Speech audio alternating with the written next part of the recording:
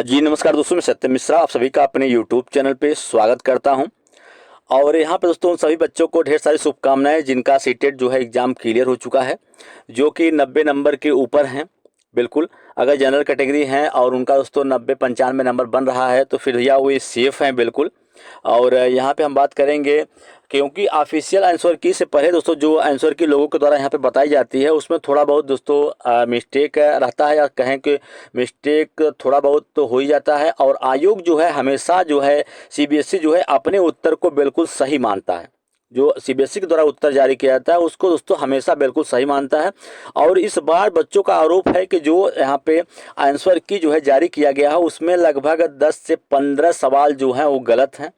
और गलत कहने का मतलब और उनके आंसर भी यहाँ पे गलत बताए गए हैं। ठीक है, तो भैया अब सीटेट जो है या सीबीएसई जो है इस चीज़ को बिल्कुल भी नहीं मानेगी कि उसके द्वारा 15-15 सवालों के जो जवाब दिए गए या सवाल जो है वो गलत हैं बिल्कुल। अब यहाँ पे बच्चे प्रश्न कर रहे हैं कि क्या आपत्ति जो है दर्ज करानी चाहिए या नहीं करनी चाहिए। तो बिल्कुल भैया यहाँ पे आपत्ति दर्ज करना तो चाहिए। अगर आपका 1 या 2 नंबर से रुक रहा है और आपको उन सब प्रश्नों में कन्फ्यूजन है या आयोग के द्वारा या सीबीएसई के द्वारा उसका जवाब जो है वो गलत दिया गया है, तो फिर भैया 1-2 प्रश्न के लिए आप आपत्ति जो है वो दर्ज करा सकते हैं। अगर 15-15 प्रश्न से आप पीछे रह गए हैं, 10 प्रश्न से या 8 प्रश्न आपके आंसर की में गलत आ रहे हैं, तो फिर भैया आपको जो अगला सीटेट परीक्षा होने वाली है उसकी तैयारी में लग जाना चाहिए। ठीक है, अभी आपको फिर भैया यहाँ पे हर बार जो है आपको बता दें कि सीबीएसई की तरफ से पिछली बार आपका सीटेट एग्जाम कंडक्ट होता है और उस परीक्षा में बड़े स्तर पे पेपर लीक होता है। बड़े बड़े कोचिंग संस्थानों के द्वारा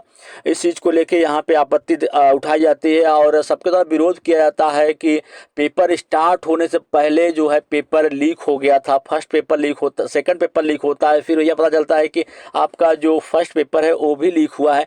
लेकिन क्या होता है, अंततः होता क्या है, सीबीएसई उस चीज़ को मानती नहीं है। फिर दोस्तों जो है सही तरीके से सब जो है रिजल्ट सब जारी कर दिया जाता है। तो आप खुद समझिए कि यहाँ पे अगर 15 सवाल आपको लग रहे हैं गलत है तो फिर क्या सीबीएसई जो है अपनी गलती यहाँ पे स्वीकार करेगी?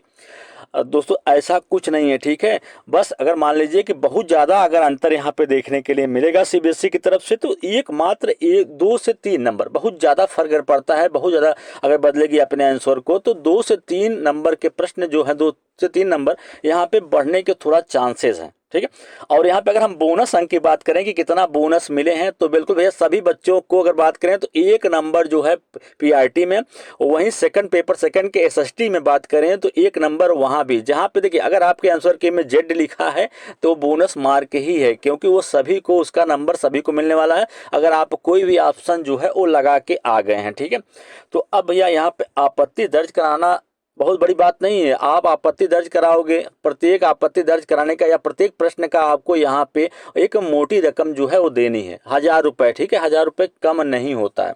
अब आप पता चला कि आप 10 प्रश्न के लिए आपत्ति दर्ज करा दिए, अब वहाँ से आयोग दोस्तों 10 प्रश्न को सही नहीं करेगा। ठीक है, वहाँ से मात्र अगर मान लीजिए 1-2 प्रश्न हो सकता है ऐसा करे। अब यहाँ पे मोटी रकम जो है सीबीएसई पूरी तरीके से वसूलने के चक्कर में पड़ी हुई है। तो भैया यही कहूँगा कि अगर आप 89 पे हैं और आपको लगता है कि आपका एक प्रश्न में आपको आपत्ति दर्ज करानी चाहिए जिससे आप जो है क्वालिफाई मार्क के ऊपर चले जाएं, तो फिर भैया आप वहाँ पे आपत्ति जो है दर्ज करा सकते हैं। और ओबीसी कैटेगरी हैं, 81 पे हैं, तो आपको किसी प्रश्न में आपत्ति है तो फिर भैया वहाँ पे आप आपत्ति जो है दर्ज करा सकते हैं। और सीटेट की वेबसाइट जैसे दोस्तों आप कल अपना जो है आंसर की जब ओपन किए होंगे वहीं नीचे की तरफ है कि चैलेंज का भी ऑप्शन आ रहा था, तो उस पर आपको क्लिक करके जितने प्रश्न पे आपको आपत्ति करनी वहाँ से आप कर सकते हो। लेकिन मैं यही कहूँगा कि अगर आपके ज़्यादा नंबर से रुक रहा है, जब आप आंसर किस मिलाए होंगे कि 10 से 15 नंबर से आप यहाँ पे क्वालिफाई नहीं कर पा रहे हो तो फिर आपको भैया टीआरई जो सॉरी यहाँ पे सीटेट का जो अगला एग्ज़ाम होने वाला है आपके दिसंबर लास्ट तक, उसकी तैयारी में आप यहीं बिल्कुल लग जाइए। ठीक है, और थोड़ा अच्छे तरीके से तैयारी में लगिए।